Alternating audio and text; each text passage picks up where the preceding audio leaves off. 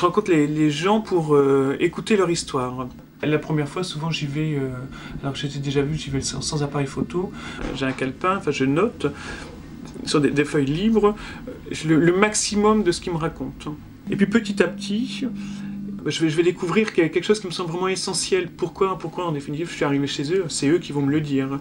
Et là je vais leur dire, puisque je suis en train de faire une expo photo, ce serait intéressant que vous aussi, vous puissiez, qu'on puisse mettre en valeur ce que vous avez dit là. Donc moi j'aimerais bien vous photographier, et puis qu'on mette ce texte-là à côté.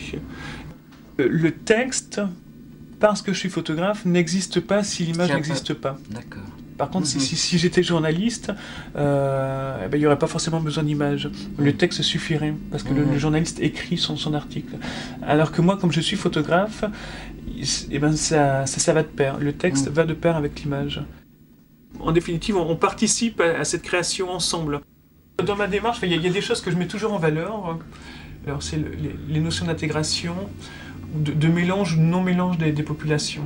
Quand on lit la presse, on ne s'intéresse à eux que pour parler de problèmes d'emploi, justement parce qu'on a les fameux problèmes d'immigration, c'est toujours les mêmes choses, alors qu'ils ont sûrement beaucoup de choses à raconter sur le quotidien. Par exemple, sur cette photographie que j'ai eu beaucoup de mal à réaliser, parce qu'il y avait beaucoup de réticences, et je les ai photographiées dans un établissement scolaire, où j'ai expliqué que je voulais photographier des Maghrébins. Et ce qui pouvait être très mal ressenti, puisqu'on a dit mais c'est stigmatisé sur le monde maghrébin, c'est pas représentatif de notre établissement. Et en même temps, pour moi, c'était important parce que c'était des jeunes, c'était un lycée, donc une notion valorisante, on mettait en valeur les jeunes issus d'immigration en les montrant dans un lycée en train d'étudier. Et c'est une photo, moi, qui me touche énormément. Parce que le décor est beau, on est sorti de la banlieue triste et sinistre. J'interroge pas des gens issus d'immigration sur des problèmes d'immigration, j'interroge sur leur quotidien. Et puis il y a d'autres choses qui m'intéressent, il y a la famille. Dire pourquoi, j'en sais rien, mais c'est un sujet qui m'intéresse. Alors j'essaie toujours de capter la famille dans mes expositions. Il y a très très souvent une photographie de famille. Et c'est ça depuis le début aussi. Parce que c'est une idée qui me plaît. L'idée de la famille, pour moi, c'est quelque chose qui est très fort, qui me plaît beaucoup. Et j'ai envie de le renvoyer aussi au public. Et bon, il y a plein d'autres choses. Là, quand j'aborde la famille Thirier sur le quartier, ça relève exactement du même principe. C'est que ils ont marqué le quartier, ils ont même marqué, je dirais, tout le sud de la ville, hein, le faubourg de Béthune, Mélos, au Bourdin également.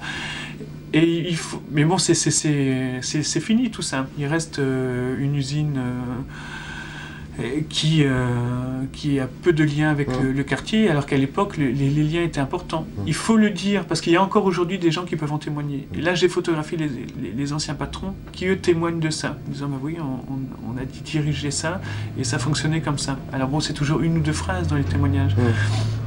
Mais n'empêche qu'il y a des gens qui sont là et qui disent, voilà, ce qu'on a vécu. Et ça appartient à l'histoire du quartier, et j'ai toujours besoin de me raccrocher à l'histoire. Ça fait partie des choses importantes pour moi. Et le passé, c'est un passé très contemporain, puisque moi je suis photographe. C'est ma limite, qui est très intéressante d'ailleurs dans la photographie, c'est que ma limite, c'est la présence des personnes. Donc le plus que je peux remonter dans le passé, c'est uniquement les personnes que je vais rencontrer et qui vont pouvoir témoigner de ça. Quand on est dans son quartier ou dans sa rue, on revendique quelque chose, on est quand même plus ou moins seul. Mais dans une exposition, et ben là on est 30, 40 personnes à avoir une histoire à raconter. Donc on sent, il y a une forme de solidarité qui naît entre les personnes en disant nous tous en fait on a un point commun. Mais c'est pas ça qui va former le groupe, parce que les gens sont quand même très très différents les uns des autres. Quand on avance après dans la vie et qu'on recroise ces personnes-là, on se dit il se passe autre chose. Voilà, la relation peut être différente parce qu'on sait qu'on a participé en définitive au même projet. Et bon, une vie de quartier, c'est ça. On participe parce qu'on est à la vie du quartier.